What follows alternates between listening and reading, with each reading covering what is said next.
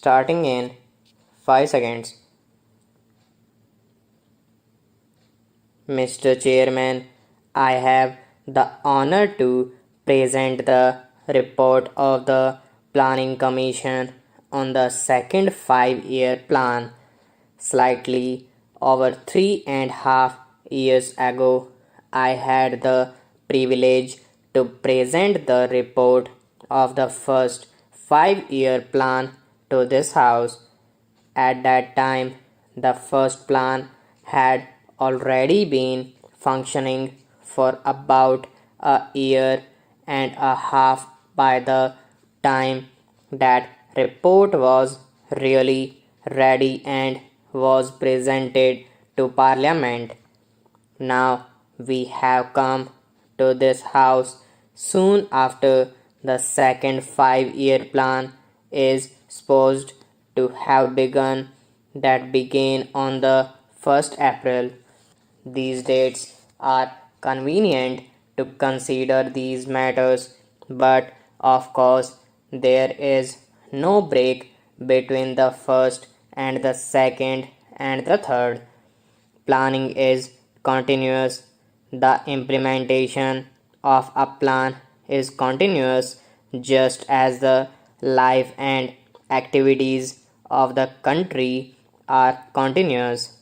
Nevertheless, it is helpful to see in these periods of time as to how far we have gone and what we have achieved, and to decide what to do in the future.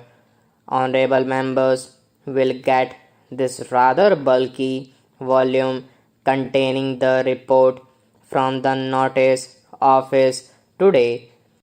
They will also probably get summaries of it cyclostyled, I think, for the present, but they will be presented very soon and circulated to members.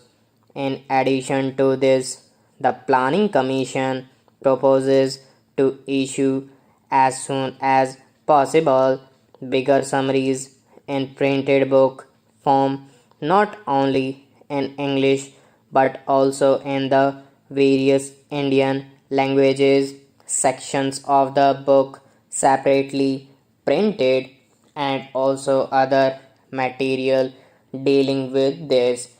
I understand that it has been decided that joint committees of this House and of the Lok Sabha should consider this report from today onwards, and sometimes today the chairman of those 4 committees will meet the members and the Minister for Planning to decide on their procedure, and they will consider this for about a week.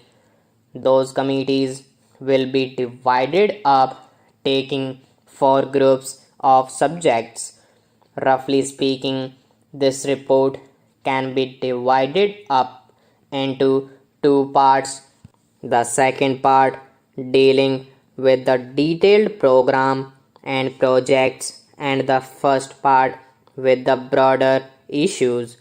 Members will no doubt be interested in both parts, more especially in so far as the detailed program applies to their own areas, but probably the first part containing the broad policies, approach, etc., will be more important from the point of view of this House, because it is from that the rest follows, and I imagine that when the time comes, as it will in about a week's time or so, for this House to debate on this report, more attention will be paid to the first part containing the principles, etc. In regard to the details, it would be more convenient for them to be considered whenever necessary, not in a debate in this House, but by honorable members meeting the Minister for Planning or other representatives of the Planning Commission and discussing them with them. It is by no means enough even now, but when we started with the first 5 year plan, we were conditioned and limited in many ways. We had very little data, very little statistics, and such statistics as were supplied to us were often very unreliable, being based usually on some patwari statement in a village about agricultural production. Also, we were tied up at the time when the first 5 year plan began with a number of major schemes which we could not and did not want to leave. Now, those major schemes absorbed a great part of our resources, and we had not too much left for our other plans. That was one reason why the actual report, the first 5 year plan report, came up before this House a year and a half after the plan was supposed to begin functioning. Well, since then we have had this 5 year plan and we have had reports about the measures of success it has achieved. I think it is justifiable for us to say that the first 5 year plan by and large was a success. In some matters, it was a great success. In some matters, it was not such a great success, but it fulfilled anticipations. But taking it all in all, the first 5 year plan succeeded and succeeded in two ways. One was the fact of reaching the targets aimed at and going beyond them in regard to food, in regard to cloth, in regard to several other things, but something that is much more important, really, that is in creating a hopeful atmosphere in the country. That is to say, oh, our people became planning conscious. Our people realized that by this method of planning, we were advancing. We were making good on the food front to some extent. In regard to certain industries, also our production rose. I do not mean to say that in the context of the enormous and difficult problems that we are facing in India, the first 5 year plan succeeded in solving any of those vast problems. Now we started with this great advantage on this occasion, which we did not have previously, because today everybody in India, at least very large numbers of people in India, talks of planning, think of planning, discuss planning. Even in our villages, maybe their idea of planning is somewhat limited, but that does not matter. It is bound to be so, and people realize that it is by this planned approach that we are likely to succeed in solving our great problems. that has been a great advantage to us. The second advantage has been, as I said, that we have some more statistics, more experience, but with the greater experience and with the greater knowledge that we have now, also has come an appreciation of the great difficulties that we have to face. The problems which were vague have become more concrete, and in becoming more concrete, we now realize how big they are. Stop. Starting in 5 seconds. Mr. Chairman, when the House rose yesterday, I was dealing with the criticism and strong condemnation made by my honorable friend Dr. Kunjru against the conduct of ministers when they go out for election campaign on behalf of their party candidates. The language he used was, of course, strong, and it is open to any member to use such language as he considers proper, but I am constrained to say that on this occasion the quantum of his criticism and the language which he used was not only uncharitable but even ungraceful. He went to the length of not only suggesting but also specifically accusing the ministers of being dishonest in as much as they tried to invent some government business so that they might be able to travel at government expenses and with high government officers. The charge that he levelled against the ministers was threefold. Firstly, they invent some business, whereas the primary consideration with them is to carry on an election campaign.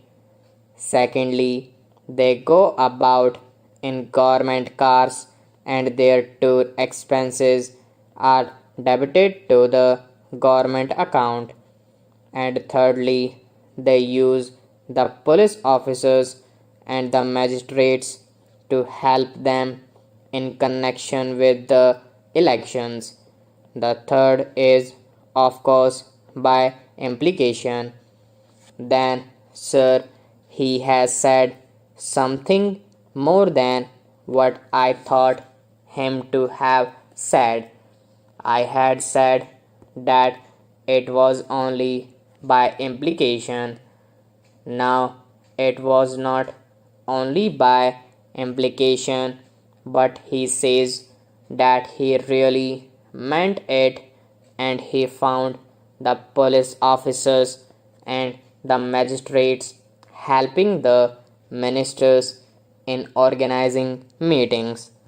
Well, sir, so far as his personal knowledge in this respect is concerned, I will not be so bold as to say that it is not correct, for I have always held Dr. Kunjuru in very high esteem ever since my college days. Therefore, so far as his personal knowledge of anything is concerned, I would not dispute it, though I might say that my personal experience in this respect has always been otherwise. Possibly on some one occasion it may have been a different matter when Dr. Kunjru saw it. when the police officials are of course there. Sometimes some magistrate is also there, particularly when our honorable Prime Minister goes about on an election campaign, or for that matter wherever he goes, and that is necessary for security reasons. I hope that of all the persons Dr. Kunjru would not like that proper security measures should not be taken when our Prime Minister goes out. Sir, yesterday I pointed out one unhappy incident of the very recent past when our Prime Minister went somewhere in Madhya Pradesh, I suppose, and when somebody sprang upon him in order to attack him. Therefore, sir, it has been found necessary always to take all the necessary precautionary measures when the Prime Minister goes about, or when the other important ministers go about. Sir, the second thing that he said was that they go about in government cars. It is indeed an astounding proposition coming as it does from Dr. Kunjru, but I am sure even he would not say that he has seen any minister going about in a government car when on an election campaign. The ministers, surely all of them at the center at least, have their own cars. Of course, they are lent money by the government, but then they have to pay it back in installments, and the wear and tear thereof is all being borne by the ministers themselves. So I fail to see where the question of a government car comes in. Then, sir, he has said that the expenses are all debited to the government account. I wish before making such a statement he had made his position sure about it. Has he any basis for it? Surely this is not correct. I say that it is absolutely incorrect.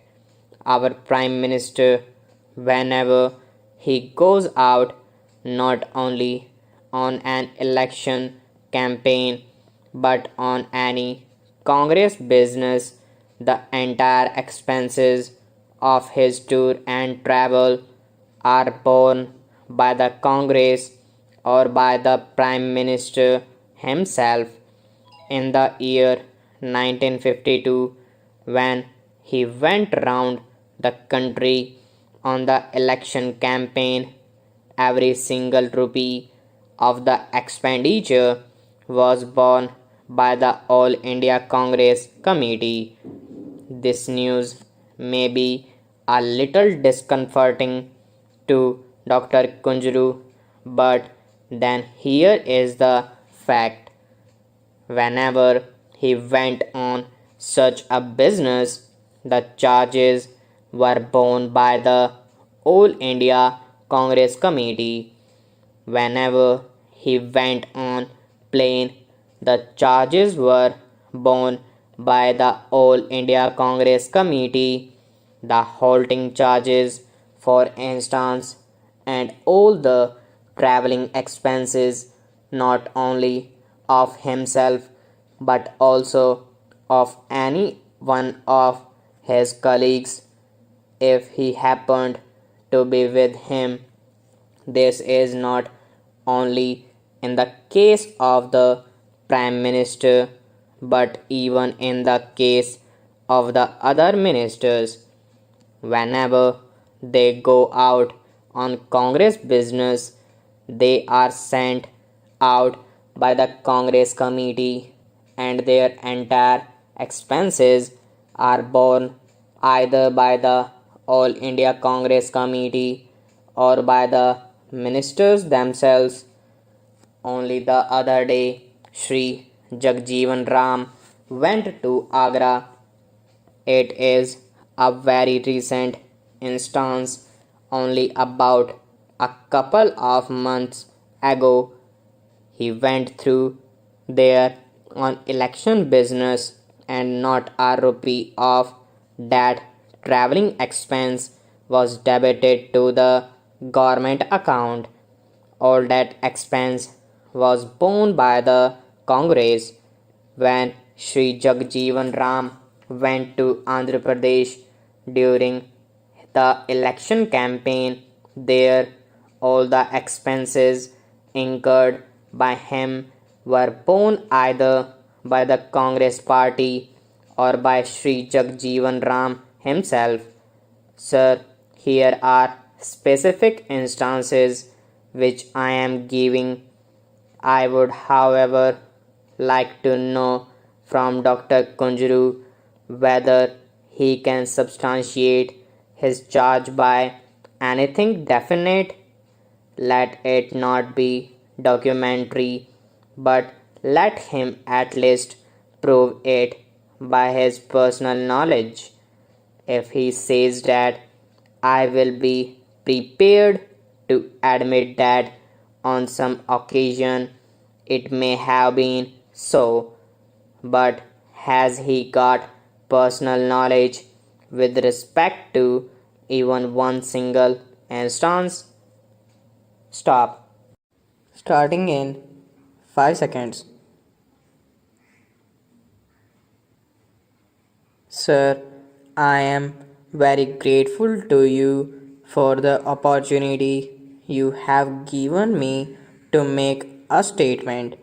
This relates to the exodus of Hindus from East Pakistan, a matter which has been causing great anxiety to the government of India, arising out of discussions between the Pakistan Foreign Minister and our Minister for Rehabilitation during his visit to Karachi for the Pakistan Republic Day celebrations.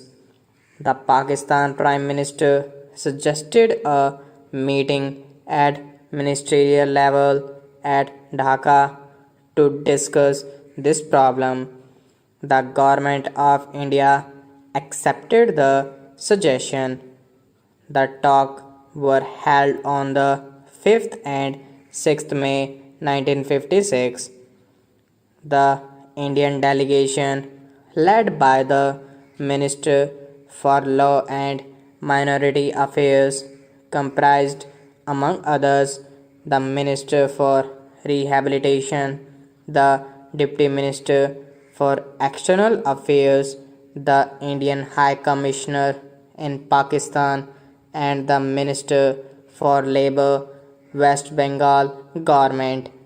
The Pakistan delegation, which was led by their foreign minister, included, among others, their Minister for Minority Affairs, the Chief Minister of East Pakistan, and their High Commissioner in India.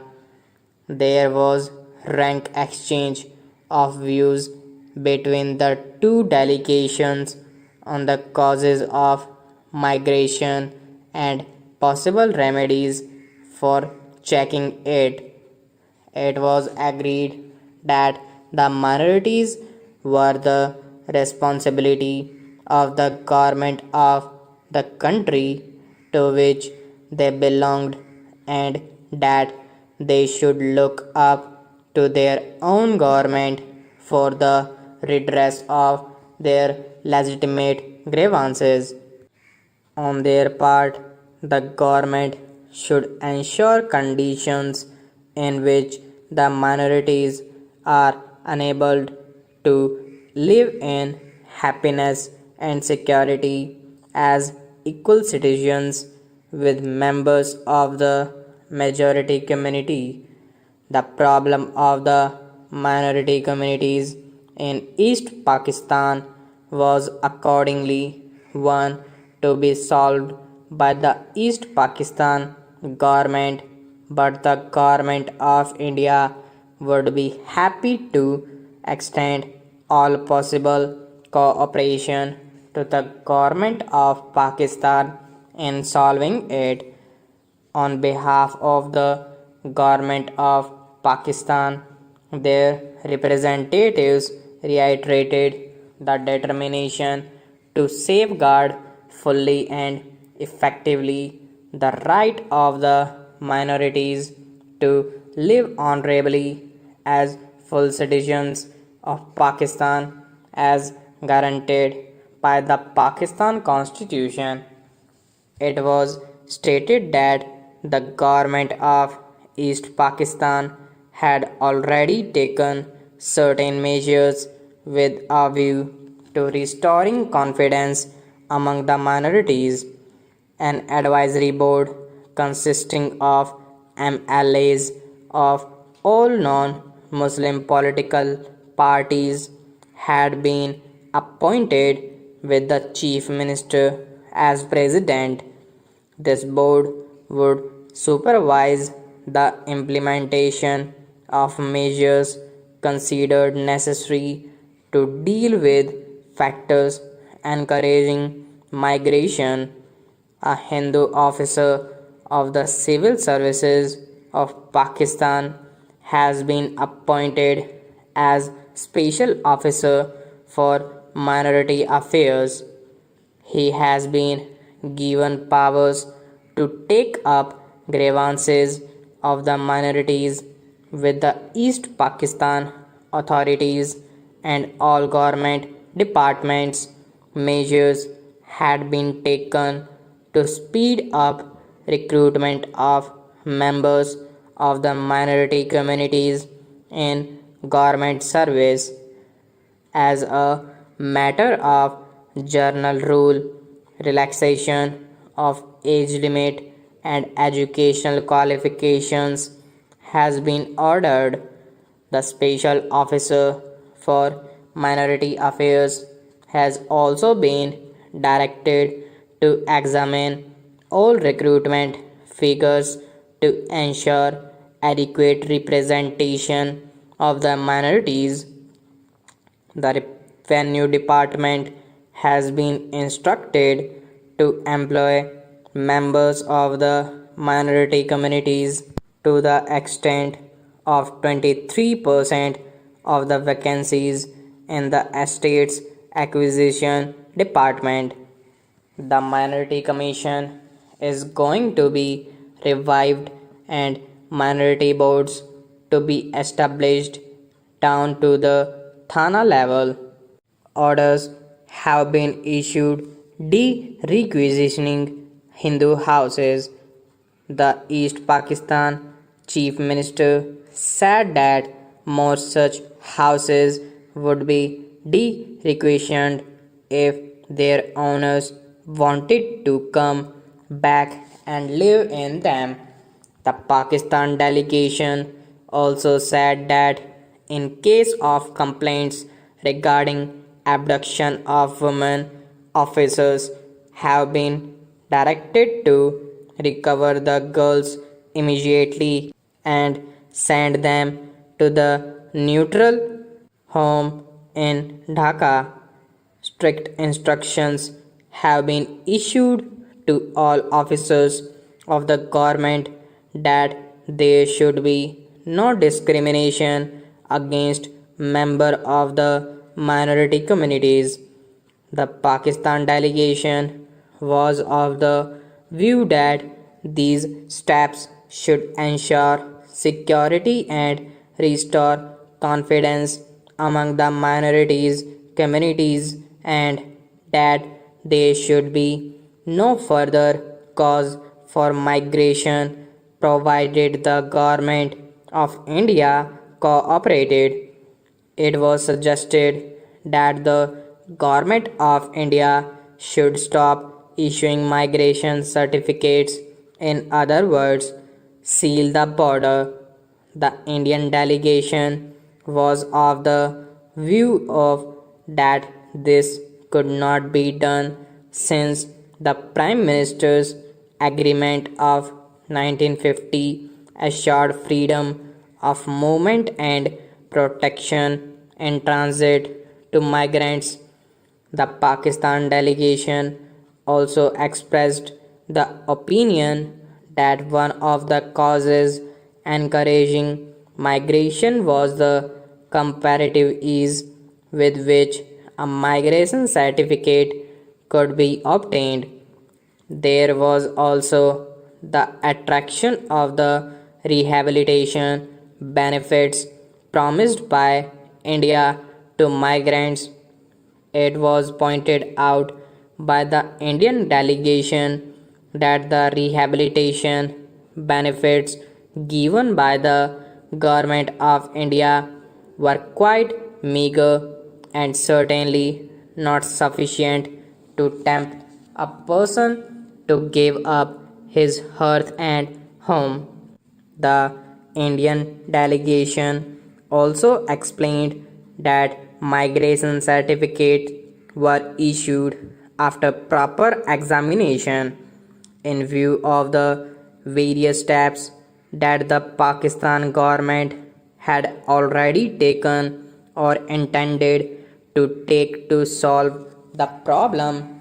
The Indian delegation also agreed that the machinery for receiving the examining applications for migration certificates will be strengthened so as to prevent abuse or exploitation of migration facilities by antisocial elements. After the conference, two representatives from each delegation were deputed to draft a joint communique. Apparently, through some misunderstanding, the first draft, which had not been approved by the Indian delegation, was released to sections of the local press, and this created some confusion. Later, the draft was discussed by the two delegations, and a mutually agreed communique was released late at night on the 6th May 1956. A copy of the agreed communique is placed on the table of the House. The 2 day Indo Pakistan Conference to consider the question of minorities' exodus from East Pakistan came to an end today in an atmosphere of cordiality after a full and frank exchange of views. It was also agreed that the minorities are the responsibility of the government of the country to which they belong. Stop. Starting in 5 seconds. Mr. Deputy Chairman, I give my support to the bill. The bill carries out one of the major recommendations of the Bhor Committee on Health Survey and Development, of which I was a member. Now, one of the objects of this will be to provide an All India Institute for the advancement of medical knowledge and the training of medical personnel. It will provide refresher courses for the physicians working in our towns and villages. It will provide, I take it, facilities for higher instruction in modern medicine. I think the health minister, if I may say so with respect, was a little far too apologetic in defense of modern medicine.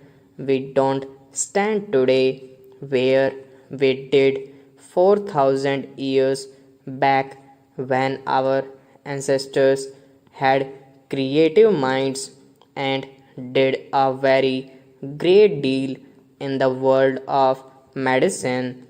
The world has moved far ahead during those 4,000 years, and if you want to benefit by medicine or by the facilities which medical science offers, you must be prepared to go to the doctors who have knowledge of physiology, bacteriology, pathology, and who can perform the various tests which are necessary in order to diagnose diseases. There is a very great deal that can be done by way of research. Now, I should have liked some more light to be thrown on the organizational side of the institute. One of the questions which we had to consider was whether this institute should not be affiliated to the Delhi University or to any other university for that matter. We came to the conclusion that it should serve, it should function as an autonomous institution having more or less the status of a university. But I do not, on reflection, like the segregation in education, the tendency to have special institutes and call them by the name of universities or to devolve on them the functions of a university has, I am afraid, been carried a little too far in this country. We have an engineering university and we have, I suppose, a technological institute. Should they call themselves universities? Now, a university is a place where knowledge is integrated. It is a place where you have researchers and professors of various branches of knowledge working and cooperating together for the advancement of learning. It is an advantage to have a big institution of a specialized character affiliated to a university. I wish, therefore, that a decision had been taken to affiliate it to the Delhi University, which I believe is a federal university, and if necessary, the constitution of the Delhi University could have been modified for that purpose.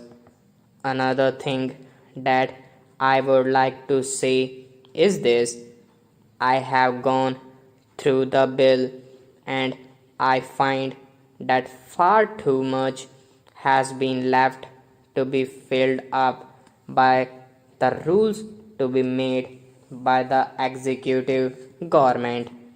Now, by merely reading the bill, I can have no idea as to how the institute will actually function and what the measure of internal autonomy will be that the institute will possess. In a note which I had the honor of appending to the report of the Board Committee, we emphasized that the institution must not be allowed to develop in such a manner as to become a place for mutual admiration. We wanted, therefore, provisions to be specifically made in the Constitution for an external element on the academic bodies of the institution. Now, I think that the institute will have four representatives of the medical faculties of Indian universities to be nominated by the central government in the manner prescribed by rules. But the institute is not a medical faculty. The institute will have a governing body, and there will be many other bodies which will work as part of the institute. What I have in mind is that on the academic bodies which will frame the curricula and which will be responsible for the conduct of examination and for prescribing all the standards, they should be representation of an expert character provided in the Constitution itself. I should like Mr. Deputy Chairman the position to be clarified in this respect by the Health Minister. What is the intention of the government in regard to this matter? How do they propose to constitute the bodies which will be responsible for the framing of the curricula, for prescribing the courses, and for the laying down of academic standards? And how do they propose to maintain a liaison between this institute and various medical bodies in the country? I think that at least we should have been given some information on this aspect of the matter, because I find that almost everything is going to be left to rules which are going to be framed hereafter, and we have no clear picture before us as to how this institute will function. That it is desirable to have this institute will be admitted.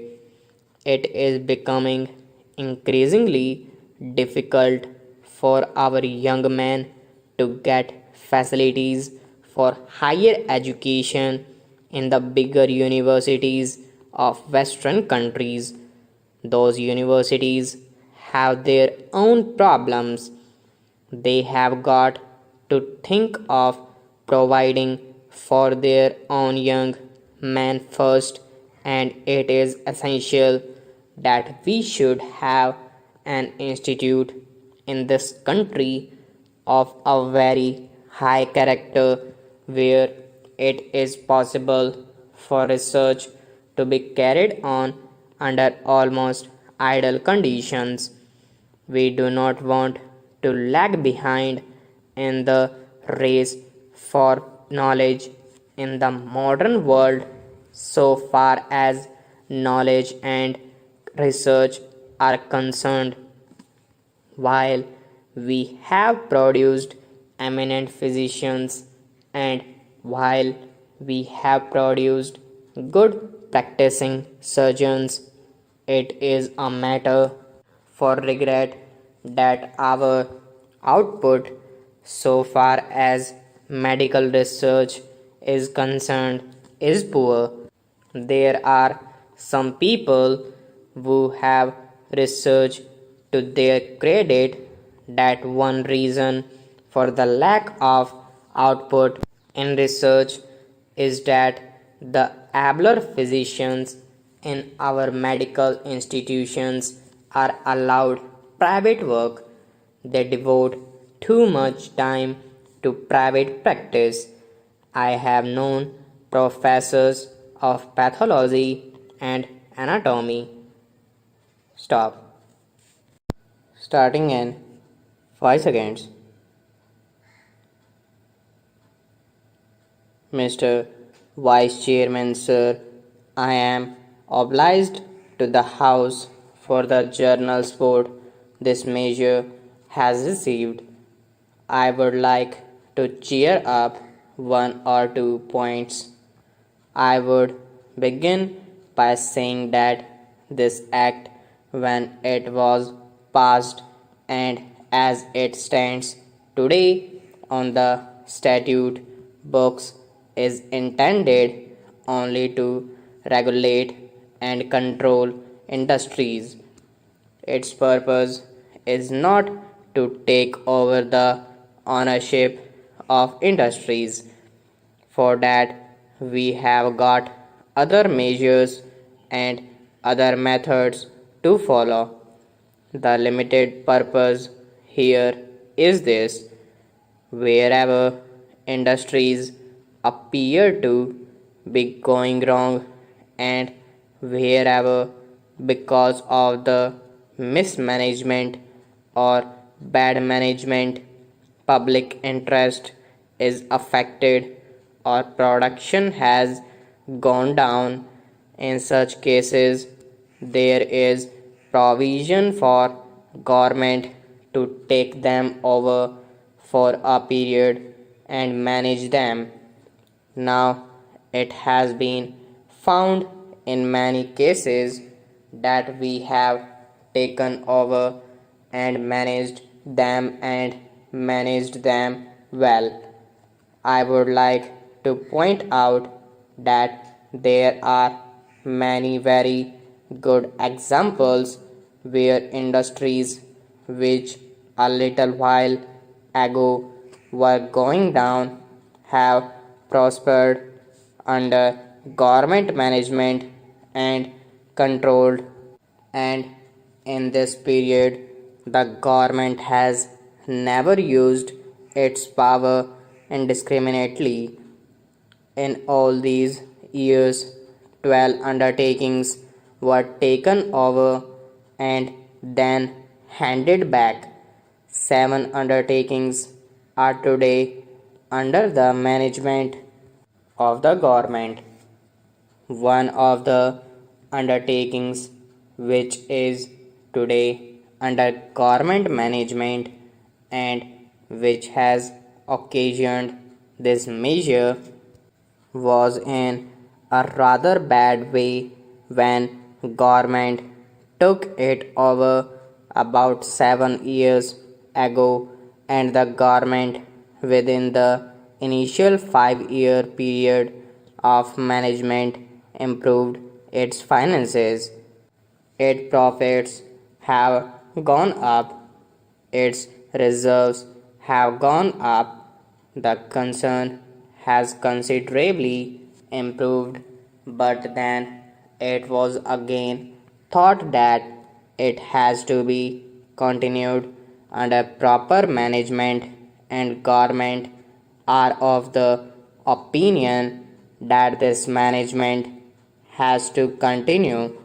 If the existing law remains as it is today, there is no course open to the government but to hand it back to the shareholders. This is one of the reasons why this measure has been brought forward before this House, because the law as it stands today does not permit more than one extension of such management. So I think that clears the point which was raised by some of my friends. There is nothing like unlimited extension. This act is not meant for government to virtually take over industries and continue indefinitely in control of them. I am in sympathy with some of the views expressed. It is true that we should take responsibilities which we should be able to discharge well, and I think even the most critical members will be satisfied that we have taken such responsibilities very selectively and discharged them well. It may be that there are certain concerns which were really beyond redemption, yet we have been making a sort of effort, and that effort is well worth it. Now, take the case of India Electric Works. Even as a working concern, it is still in bad shape. The government were compelled to take it over because otherwise it had to close down, and a large number of workers were to be thrown out of employment. That was one of the reasons why we took it over. But then we cannot go on taking indefinitely such responsibilities at the cost of the taxpayers' money. There is a limit to it. And what is the limit to such cases?